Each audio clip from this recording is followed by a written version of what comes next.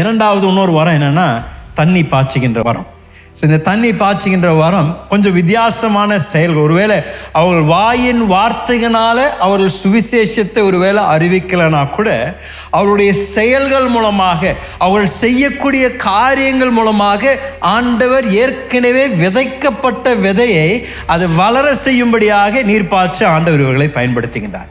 ஒருவேளை நீங்கள் சொல்லலாம், பாஸ்டர் எனக்கு இந்த மாதிரிலாம் பேச வராது, வாய் திறந்தா எனக்கு திடீர்னு என்ன சொல்கிறதுன்னு தெரியறதில்ல அப்படின்னு சொல்லலாம். நான் உங்களை பார்த்து சொல்ல, ஆண்டவர் உங்களுக்கும் ஒரு விசேஷத்தை வரத்தை கொடுத்துருக்கிறாருங்க.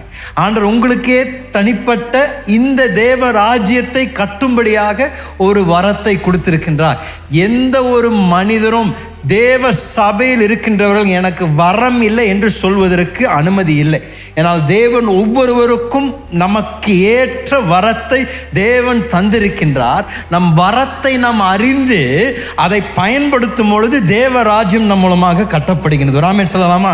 ஒவ்வொருவரும் தேவ சபையில் இருக்கின்ற ஒவ்வொரு தேவ பிள்ளையும் இந்த சபையை கட்டும்படியாக தேவன் உங்களுக்கு வரங்களை தந்திருக்கின்றார். அந்த வரங்களை நாம் கண்டுபிடித்த பின்பதாக அந்த வரங்களை பயன்படுத்துவது மிக ஒரு முக்கியமான ஒரு காரியம். ஆண்டவர் அந்த ஊமையை அவர் பகிர்ந்து கொண்ட பொழுது, அந்த தாளந்து ஊமையை சொன்ன பொழுது அதான் ஆண்டவர் சொன்னார், என்ன தாளந்து கொடுக்கப்பட்டிருக்கின்றதோ ஒரு நாளைக்கு அவர் முன்பதாக நாம் நின்று கணக்கு கொடுப்போம். அப்பொழுது நமக்கு கொடுத்த தாளந்தை பயன்படுத்தினோமோ, அதை பெருக வைத்தோமா, அதுதான் தேவனுக்கு முன்பதாக நாம் செய்ய வேண்டிய மிக முக்கியமான ஒரு காரியம். ஆகையால் உங்களுக்கு ஒரு வேளை அந்த நீர் பாய்ச்சுகின்ற ஒரு வரத்தை தேவன் தந்திருந்தார்னா, நீங்கள் யோசிக்கலாம், என்ன பாஸ்டர் நீர் பாய்ச்சுனா என்ன அர்த்தம்?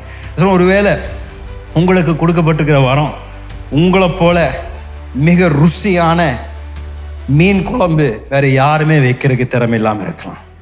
நீங்கள் மீன் குழம்பு வச்சிங்கன்னா உங்கள் பக்கத்து வீட்டுக்காரர் வந்து கதவை தட்டி என்னமா விசேஷம் கேட்குற மாதிரி நீங்கள் அவ்வளோ அருமையாக மீன் குழம்பு செய்யக்கூடிய ஒரு நபராக இருக்கலாம்.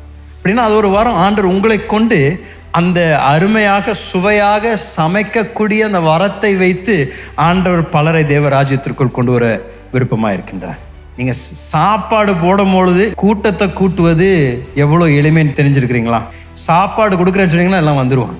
உங்கள் வீட்டில் உங்களுக்கு ஒன்றும் பேச தெரியலனா கூட இந்த கிறிஸ்மஸ் நாட்களில் ஒரு நாளை நியமித்து நீங்கள் அருமையாக ஒரு நல்ல ஒரு விருந்து செய்து பக்கத்து வீட்டுக்கார வர சொல்லுங்கள், வாங்க எங்கள் வீட்டில் ஒரு விசேஷம் வந்து எங்களோட கூட சாப்பிடுங்க சொல்லி அலைங்க.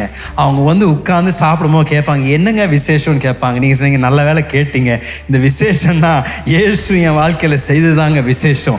ஆண்டவர் என் வாழ்க்கையில் எண்ண முடியாத அற்புதங்களை செய்திருக்கார் என்று ஒரு 3 அற்புதத்தை பற்றி நீங்கள் சொன்னீங்கன்னா அப்பொழுது ஆவியானவர் அதை கொண்டு விதைகளை விதைக்க ஆரம்பிக்கிறார். அவங்களோட இருதயத்தில் ஆவியானவர் கிரியை செய்ய ஆரம்பிக்கிறார். ஒருவேளை அன்றைக்கே சாப்பிட்டு முடிச்சோன்னே ரட்சிக்கப்படலைன்னா கூட அன்றைக்கு ஏதோ அவருடைய இருதயத்தில் விதைக்கப்பட்டிருக்கின்றது.